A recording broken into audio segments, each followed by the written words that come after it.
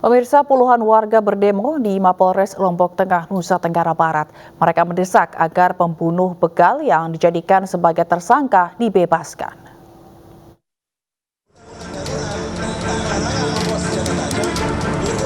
Puluhan warga ini berdemo di depan Mapolres Lombok Tengah, Nusa Tenggara Barat. Mereka mendesak agar AS yang ditetapkan sebagai tersangka karena membunuh pembegalnya dibebaskan. Warga menilai penetapan tersangka keliru karena AS melakukan perlawanan untuk melindungi diri dari begal. Sementara Kapolres Lombok Tengah mengaku akan menangguhkan penahanan terhadap AS. Kini AS masih diperiksa, termasuk 2 begal yang telah ditangkap polisi. Terkait proses dari Ahmad Sinta ini. Artinya dibebaskan? Kalau memang layak dengan saksi bukti yang ada, kita akan tangguhkan, ya. Seperti itu. Kalau laporan sudah masuk, Laporan sudah masuk, bahkan untuk pelaku begal juga sudah kita tahan. Laporan Ahmad Sinta sendiri sudah masuk maksudnya itu? Yang laporan Ahmad Sinta yang mau dibegal ya, ini sudah masuk. Sudah kita terima. Oh. Sudah masuk. Dan itu pun kita memberikan masukan kepada Ahmad Sinta untuk membuat laporan itu. Sebelumnya, 2 orang begal tewas di tangan korbannya berinisial AS. AS melawan saat komplotan begal yang berjumlah 4 orang berusaha merampas sepeda motornya. Meskipun AS melawan untuk membela diri, ia tetap dijadikan tersangka karena telah menghilangkan nyawa pelaku begal. Dari Lombok Tengah, Nusa Tenggara Barat, Emma Widiawati, iNews melaporkan.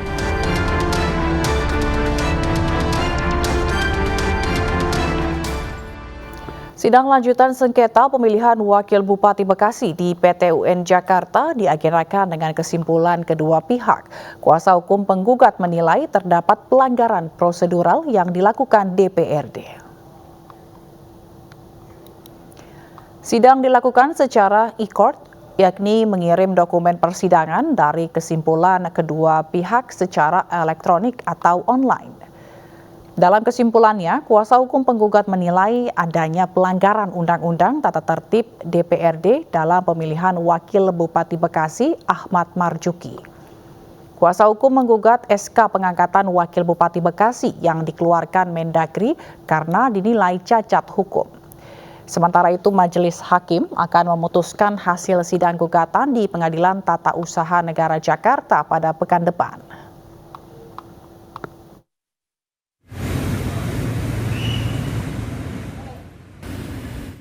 Di kesimpulan itu kita sudah berikan semua apa yang menjadi dalil gugatan, pelanggaran terhadap peraturan undang-undang tata tertib DPRD, ya khususnya. Itu dimulai dari pasal 38 sampai pasal 45. Kan di situ disebut contoh pasal 45 itu dia harus hadir menyampaikan. Jenazah anggota TNI korban kecelakaan tunggal yang meninggal di Merauke, Papua tiba di rumah duka di Denpasar, Bali.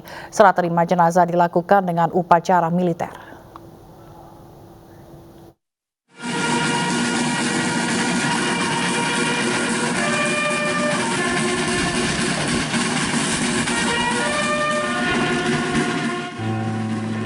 Jenazah Letnan 2 Ikadek Adi Suhardiana tiba di rumah duka di Jalan Dam Praupan Peguyangan Kaja, Denpasar Utara, Rabu siang. Jenazah korban kecelakaan tunggal di Merauke, Papua ini diserahkan secara militer kepada pihak keluarga oleh Detasemen Polisi Militer Daerah Militer 9 Udayana. Kesedihan keluarga tak terbendung saat peti jenazah disemayamkan di Balai Dangir. Almarhum Letnan 2 CP Kadek sudah kami serahkan kepada pihak keluarga dan sekarang disemayamkan di rumah duka, dan rencana dari pihak keluarga nanti ada kegiatan acara pengabenan nanti akan dilaksanakan rencananya dari pihak keluarga tanggal 21. Tapi untuk tempat kita masih menunggu dari pihak keluarga. Rencananya jenazah akan menjalani prosesi ngaben dalam adat Hindu Bali 21 April mendatang dengan diawali upacara militer di Setra Peguyangan Kaja Denpasar. Dari Denpasar, Bali, Indra Ari, iNews melaporkan. Sekelompok remaja yang diduga kawanan geng motor di Goa, Sulawesi Selatan mengadang hingga merusak sebuah minibus di jalan raya. Para pelaku menodongkan senjata tajam dan melempar korban dengan batu.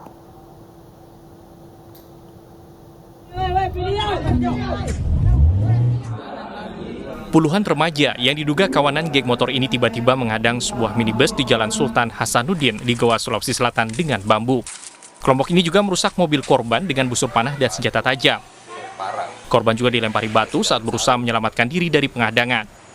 Menurut korban, penghadangan hingga pengrusakan mobilnya terjadi saat korban melintas di Jalan Sultan Hasanuddin usai berjualan nasi kuning. Tidak hanya merusak kendaraan, pelaku bahkan meminta agar korban menyerahkan HP miliknya karena tidak terima direkam. Pada saat saya dihadang, dia minta HP. Oh, dia minta HP. Dia minta HP, periksa HP-nya. Tidak lama kemudian adik saya yang bawa mobil ini, dia klakson. Dia kaget, bilang kenapa kakakku sama adikku ini. Makanya dia video. Adik saya bilang dia video. Dia mau untuk bukti laporannya. Karena jangan sampai saya kenapa-kenapa dengan adikku sama saya. Nah, dari situ dia lihat pelaku penyerangan itu, dia lihat video. Oh, terus karena ada yang videonya itu. Terus dia langsung serang mobil. Aparat Polres Goa, Sulawesi Selatan pun kini masih menyelidiki dan mengumpulkan keterangan para saksi untuk mengetahui motif penghadangan dan pengrusakan mobil ini. Yang saya lihat di dalam video adalah adanya bentuk kekerasan dan ancaman yang dilakukan oleh para pelaku terhadap korban yang berada di dalam mobil yang sedang dikendarai oleh korban. Meski tidak terluka fisik, namun korban mengaku trauma akibat kejadian itu dan merugi hingga puluhan juta rupiah karena kerusakan mobil. Dari Kabupaten Goa, Sulawesi Selatan, Bukma iNews melaporkan. Ditpol Airut Polda Sumatera Utara menangkap satu kapal nelayan pengangkut pekerja migran Indonesia ilegal. Selain mengamankan barang bukti kapal, petugas juga mengamankan 15 pekerja ilegal.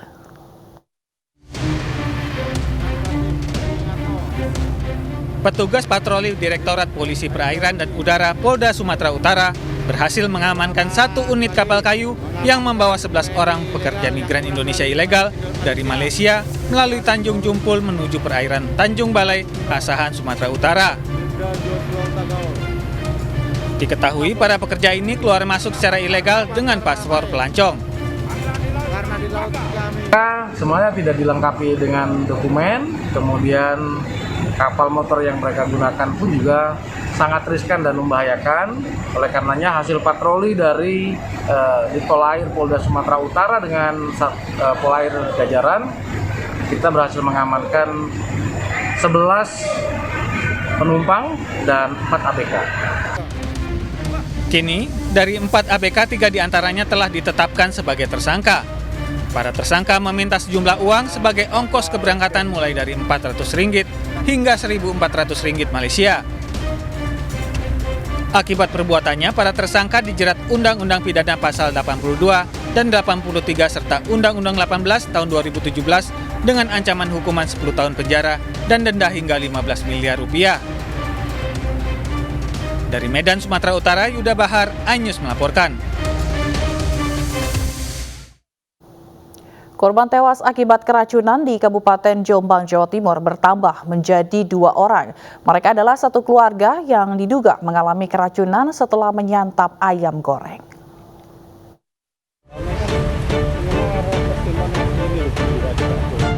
Nyawa kakek Asmiadi tak tertolong setelah keracunan karena menyantap ayam goreng.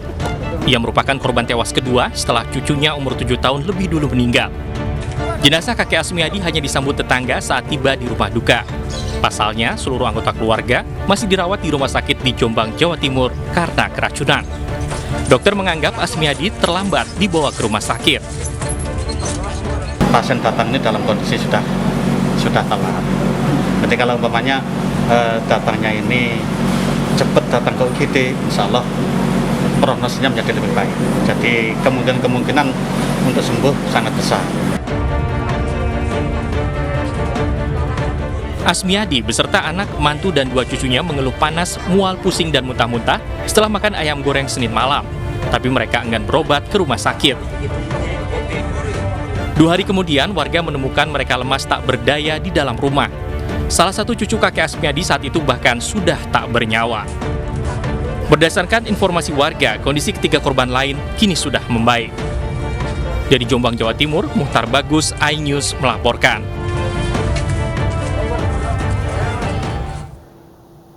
Akibat remblong, motor yang ditumpangi pasangan suami istri terjun bebas ke dalam jurang setinggi 20 meter di perumahan Cebaang, Desa Serongga, Gianyar, Bali. Proses evakuasi pun berjalan dramatis.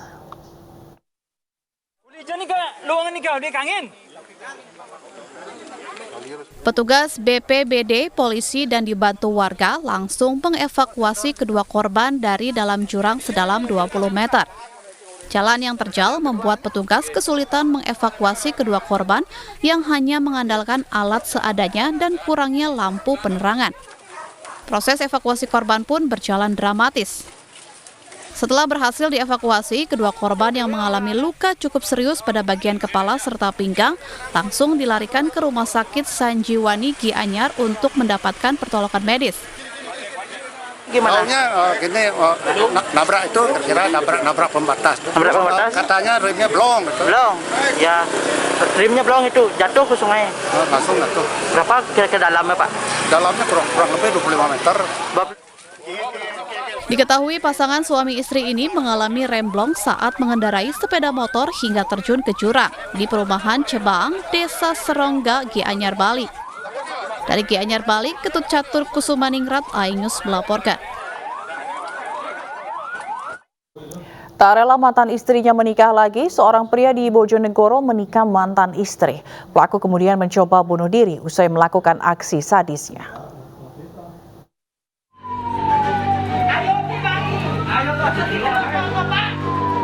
Warga dibantu petugas mengevakuasi sepasang mantan suami istri yang bersimbah darah di dalam rumahnya di Dusun Bulu, Kecamatan Gayam, Bojonegoro, Jawa Timur. Keduanya langsung dilarikan ke rumah sakit untuk mendapatkan pengobatan. Diketahui keduanya baru saja bertengkar hingga terjadi percobaan pembunuhan yang dilakukan mantan suaminya. Motif penusukan ini terjadi lantaran pelaku tak terima jika mantan istrinya akan menikah lagi dengan pria lain. Saksi-saksi bahwa mantan suami ini tidak terima kalau mantan istrinya ini akan menikah kembali. Sehingga mantan suami ini datang marah-marah, kemudian langsung menusuk istri. Salah satu korban, pihak wanita, alami 4 luka tusukan di tubuhnya. Sementara pihak laki-laki juga alami tusukan di perutnya akibat percobaan bunuh diri. Dari Bojonegoro, Jawa Timur, Dedi Mahdi, Ainus melaporkan. Sementara di Kabupaten Tulung Agung, seorang suami tega menjual istrinya untuk layanan prostitusi. Tersangka menawarkan istrinya kepada pria hidung belang lewat media sosial dengan tarif 1,5 juta rupiah.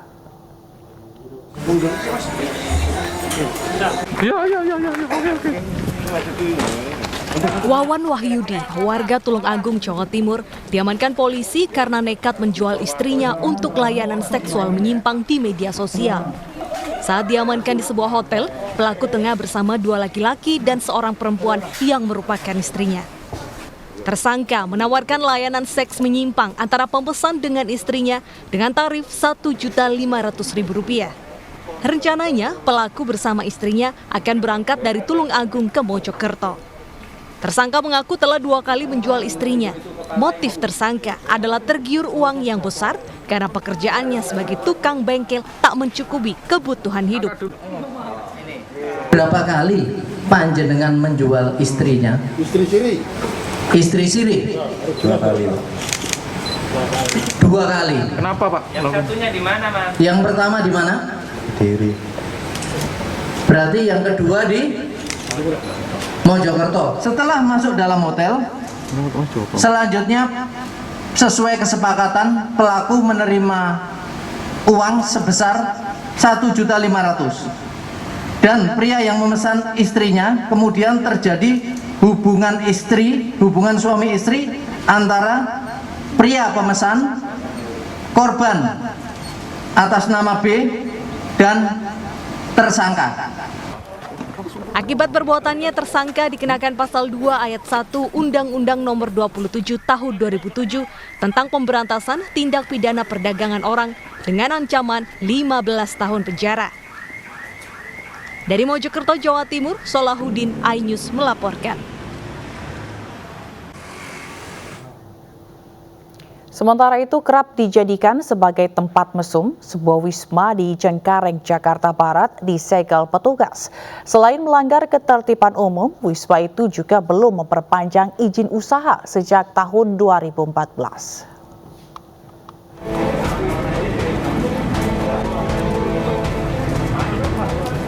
Tim penyidik Pegawai Negeri Sipil Provinsi DKI Jakarta mencabut izin usaha dan menutup operasional Wisma Pratama di Jalan Cendrawasih, Cengkareng, Jakarta Barat secara permanen.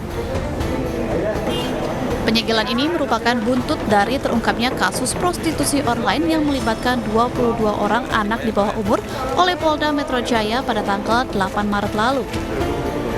Meski sempat digerebek, namun Wisma 2 lantai ini masih sempat digunakan. Terbukti dari adanya temuan bekas alat kontrasepsi berserakan di lantai. Selain melanggar ketertiban umum, Wisma 53 kamar ini juga kedapatan belum memperpanjang izin usaha sejak tahun 2014. Wisma ini melanggar daripada ketentuan sesuai dengan Perda 8, Pasal 42 dan juga 43, kemudian Pergub 18 tahun 2018 di Pasal 55, kemudian yang terakhir melanggar ketentuan tidak ada izinnya. Wisma Pratama akan diawasi secara ketat untuk mengantisipasi kembali beroperasi secara ilegal. Dari Jakarta, Sofyan Firdaus, iNews melaporkan. Sejumlah penyandang masalah kesejahteraan sosial atau PMKS menangis histeris saat dirazia petugas gabungan di Jakarta Timur. Dalam razia ini, belasan PMKS dibawa ke panti sosial Cipayung.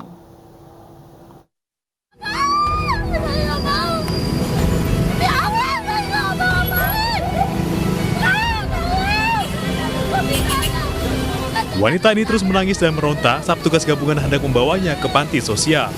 Sambil terus berteriak, ia mengaku hendak pulang ke rumah dan akan dijemput suaminya. Meski demikian, petugas tetap membawanya masuk ke dalam mobil dinas sosial. Sejumlah PMKS lainnya, termasuk pengemis, pemulung, paogah maupun pengamen tak luput dari razia di kawasan Jakarta Timur ini. 13 PMKS pun berhasil digiring petugas. Sasaran hari ini tadi kita rutenya Jalan Ngurah Rai, lanjutkan Jalan Sukamto, lanjut Kalimalang arah Pondok Gede. Adapun sasaran kita sementara ini kita dapat 13 pelanggar perda terdiri dari PMKS, paogah dan gelandangan tanpa identitas. Para PMKS ini dibawa ke panti sosial Cipayung untuk menjalani swab antigen terlebih dahulu sebelum mendapatkan pembinaan.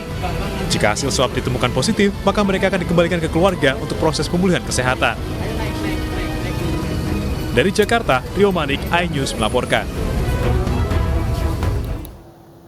Ratusan warga antri berdesakan untuk pencairan bantuan langsung tunai minyak goreng dari pemerintah. Selengkapnya akan hadir usai jeda.